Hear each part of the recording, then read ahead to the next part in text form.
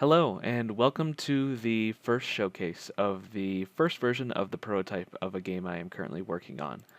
Now, at this stage, it is an extremely rough concept. Aesthetically, nothing is where it is going to be.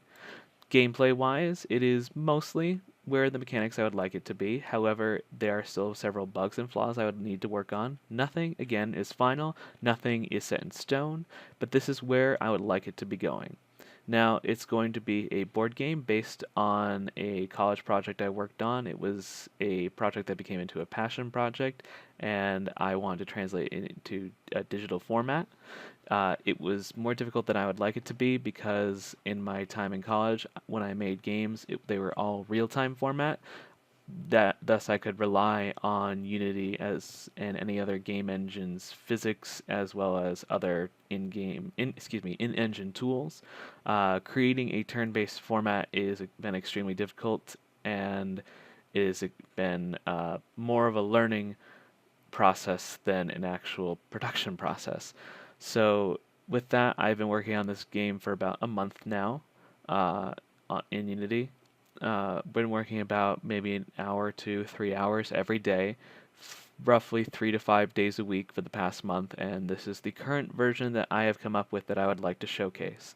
So using a breadth first search, I had originally learned this before, but I needed to relearn it, so I watched a tutorial online for this. Um, the game is going to be based on finding the closest path, so I personally put in a way for you to highlight the selected tile rather than just clicking on it and then it would highlight the tile that it needs to be moved to. This way it gives more of a visual feedback. This is really currently the only visual feedback that I have implemented. There's no other visual feedback, and that's going to be going later down the line. So, as you can see, you click a tile, the player moves to it, it goes to the next player's turn, you click a tile, you move, so on and so forth. Now, another thing I would like to mention is that I also implemented a free moving camera. The camera angle, again, it's not set in stone. However, I would like the player to be able to move around the board and see what could be lying ahead, things like that. And then it can be relocked to the camera.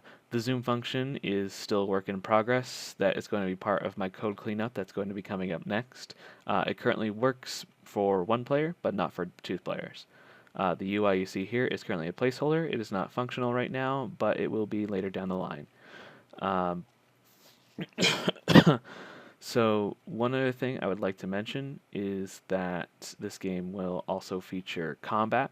Now, the combat right now is not fully functional as I need to rework the turn manager that I implemented into the game. It's currently based on an automatic system where it reads how many players there are and then counts backwards. So what I need to be able to do is select each player manually, such as, setting whose turn it is and things like that. Because of that, the combat right now is working on an automatic thing off the same turn manager formula. So going over here, it'll show two game objects, each with their own defined health and damage. That is how the game is going to be designed. Every player will have their own unique health and own unique damage set. Now, when combat is initiated, what the plan is that it will proceed through a series of dice rolls. Again, combat is not finalized right now, but this is what the basis for the prototype and the final prototype will be working on. 1 through 6 is a miss. 1 through 3 is a miss, 4 through 6 is a hit. So by hitting the dice roll key, you can see that it will provide, if you've gotten a hit or a miss, then it will go to the next player's turn until one player's health has been dropped to 0. Currently, it just destroys the game object here. It has not associated with the game objects over here, but that will again be working later down the line. Now, the way I'm going to be working with these prototypes is that this first prototype is, as you can plainly see, and as I've described before, a very rough concept just to showcase what this game is going to be about. However, as I go down the line, I have two more versions of the prototype I would like to work on. The second version will show a much more visual idea of where the game is going to be going, as well as a much needed cleanup of the current code that I currently have running.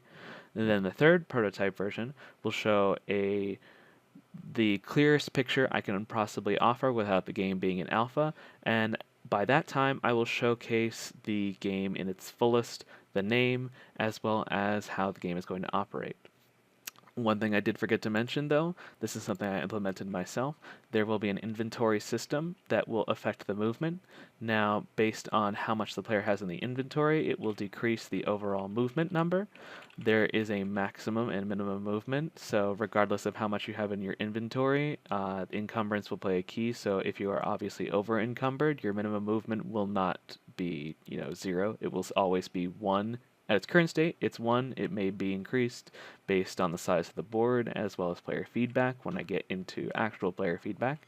Uh, but by losing stuff from your inventory, you can be re-increased. It'll still stay at its maximum movement. So for this character, it's 5. For player, for this other player, it would be 10. Just to give you a bigger idea, let me just move this character over here. So as you can see, it's very responsive. I had trouble implementing it with both players, but that is not a problem anymore. So with this concludes the showcase of the first version of my prototype. Again, I'm sorry it's not much to look at right now, but I do plan on trying to work on weekly updates with much shorter showcases than this. This is a much longer video than what I'm going to be doing, probably maybe, you know, screenshots or 30-second videos of debuting of what the new stuff I've been working on. But I do plan on trying to finalize this and get this into alpha by summer of this year. And by then, this game will have its multiplayer segment. So thank you all so much for watching, and I hope you will all tune into my regular weekly updates, and hopefully I will be able to show you the true vision of this game soon enough. Thank you all so much.